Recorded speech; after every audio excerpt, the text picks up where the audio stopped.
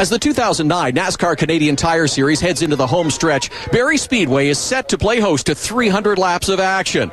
At this tight 1/3 mile bull ring, you need a no-holds-barred mentality. Racers here become casualties or legends. It's like football on wheels, baby. Too wide racing with someone always knocking on your door. You think I'm tough? This place raised me.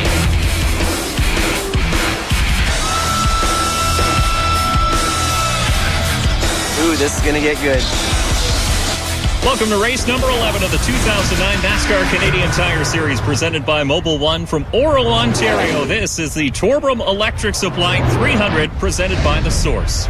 Hello, everyone, and welcome to the 3rd Mile Oval here at Barrie Speedway in Oro, Ontario. I'm Dave Bradley, along with Billy Rouse Jr. and Todd Lewis, as always, is trackside. Billy, we're getting down to the nitty-gritty in the season. All the road courses are done, and now we get to enjoy these hard-nosed little ovals like the one here at Barrie. Well, Barrie is just a tough little racetrack, but man, last week in Montreal, what a barn burner. They were beaten, they were banging, they were upside down, but young J.R. Fitzpatrick got the job done. But remarkably, Andrew Ranger came in second, and that has solidified his spot on top of the point standings. Well, actually, it's Andrew Ranger has just one competitor that's within a mathematical chance of catching him. DJ Kennington is second in the Castro points chase, 134 points back. But it really has been Ranger's consistency in his wins that have kept him there. DJ Kennington has a couple 16th place finishes, really hurt him this year. Well, for sure. DJ just didn't need those bad finishes at all. He's a great driver, one of the best there is, for sure. But you know what? One or two bad races can put Ranger right back into his grasp. And tonight, it could be the night. Barrie Speedway, tough little place. We've talked about it. The walls are close together, and you got to be consistent, keep the fenders on the car, and get the job done. So watch those two tonight. It'll be exciting.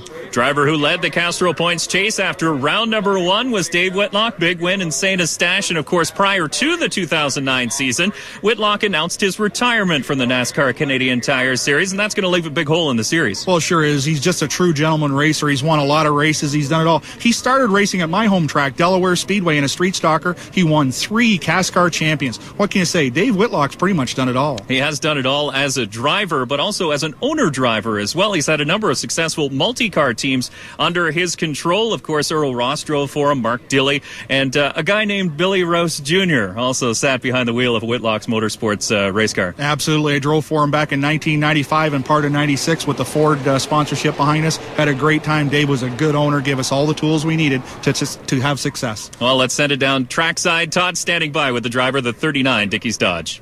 Thanks, guys. Of course, just 3 races remaining in the schedule, and Dave Whitlock, the winner of the first event this season at St. Eustache. Dave, just 3 more for a career. You announced just before the start of the season that this was going to be your last as a competitor. Got to have some special memories, including 3 NASCAR championships and some other special ones as well. Oh, yeah, for sure. It's hard to believe it's winding down here already. Like you said, just 3 to go, and they're going to bang them off here in the next 2 weeks. But, yeah, lots of special memories. Too many to list. But the 3 NASCAR championships ranks right up there. And, of course, my Oxford 250 win in, back in 95 in Oxford, Maine. That was a real special win. Took $50,000 home that night. It was great. Yeah, big prize is always pretty special, isn't it? Dave, you have, of course, had your home track as Delaware Speedway, where we ran earlier this year. But got to have some special feelings as well for Race City in Calgary, where you had so much success. Oh, we sure did. Calgary was one of my favorite tracks. Real track that you could race hard at and send it down into the corner and the car would stick and turn for you. I think we won 4 series events out there and a couple back-to-back. It was a special race. I wish we had one there this year. Yeah, it would have been terrific. Dave, it's been a great career. It's been a pleasure to have you as part of the series. Congratulations. Sorry, just a sec. Hey, Dave, I know you had lots of drivers in your car, but who was your best driver? Bill Rouse Jr. wants me to ask you, who was the best driver ever to run under the Whitlock Motorsports banner? You had some great ones in both Canada and the U.S. Oh, yeah, we did. We going a ways back, we had Earl Ross run for us, and, of course, Mark Dilley spent a lot of time running cars out of my stable, and he's been a great driver. And Pierre Bork's run a few races recently, done a great job. And, back in the day, we even had a guy named Billy Rouse drove the car one day. And so, but, ABR, anybody but Rouse. Good answer for you, Dave. Congratulations again and good luck tonight. Thank you. I expected that, Dave. You were a great owner. Thank you. You've been great for the sport. And yeah, back in the day, it was anybody but Rouse, because you know what? Everybody wanted to drive that Ford-powered race car of Dave Whitlock's. You know what? It's funny. We have a little bit of a saying, too. It's anybody but Rouse up here in the tower as well.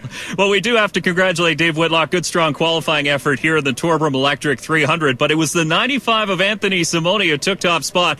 The driver of Holland Landing actually got his first career pole position in the NASCAR Canadian Tire Series with a time of 14.341. That's an average speed of 85.592. So the pre-race ceremony still going on track, but Billy, this is going to be a good one. Absolutely. Barrie Speedway under the lights. The points are tight. Andrew Ranger, DJ Kennington, and look at that Simone kid up front. Hang on to your seats, folks. This is going to be a barn burner. When we come back, we'll set the grid for the Torbram Electric 300 presented by The Source. The command to start your engines has just been given here at Barrie Speedway. The 11th race of the 2009 NASCAR Canadian Tire Series is brought to you by Castrol Syntec. Unlock the power. By Mopar. Authentic performance. And by Racetime Radio, your weekly short track radio broadcast. As the Dodge Ram Pace Truck starts to move here at the Torbram Electric Supply 300 presented by The Source, let's take a look at tonight's starting lineup. Of course, there is Anthony Simone. Pole sitter for the first time in his career, Mark Dilley will start to the outside in the 9. Scott Steckley in the 22 makes up the inside of row number 2. DJ Kennington starts alongside him. Ron Beauchamp Jr. drives the 60, and Kerry Mix is in the 02. That's row 3. Then row 4 has Brad Graham in the 19, Dave Whitlock in the 39. Row number 5 is Don Thompson Jr. in the 4. Series points leader Andrew Ranger driving the 27. Row number 6, Ken Newton in the 18. Jason Hathaway drives the number 3. Looking back to row number 7, Jason White in the 21, and local favorite John Gott drives the 12.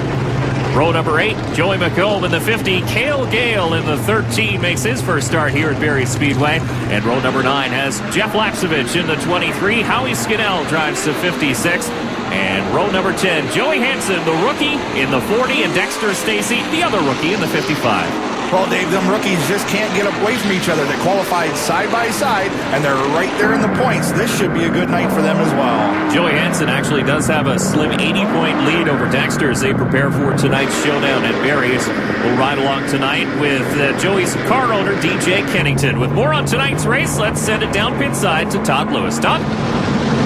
Fellas, just before we go green, one of the cars to watch in tonight's race, that number 12 of Johnny Gott. He's starting from 14th spot, but he knows this track so well. Told me before the green flag that his car, he's made a few changes, thinks he made the right adjustments. He expects some guys that were fast this afternoon for qualifying won't be as fast during the race.